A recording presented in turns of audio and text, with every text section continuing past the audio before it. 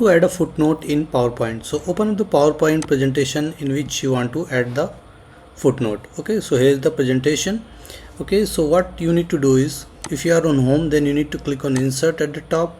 Then you need to search for header and footer, which is right here, header and footer. Click here. Now you'll get two options for the footer right here and slider right here. Okay, slide number from where it should start. So I'm going to click on footer, and then you need to insert whatever footer you want. So I'm going to simply type in financial year 25, just like this.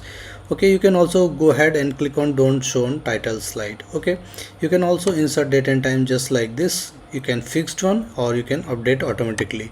Okay, once you do all these things settings, then click on apply all, or if you want to apply only on this slide, then you need to simply click on apply. So I'm going to click on apply to all, and now you can see FY25 is coming.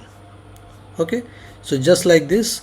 Now it won't appear on the upper slide, that is the title one, and at the bottom side you need to select other options. You need to select that slide and then you need to put the footnote. So this is how easily you can do it. Thank you.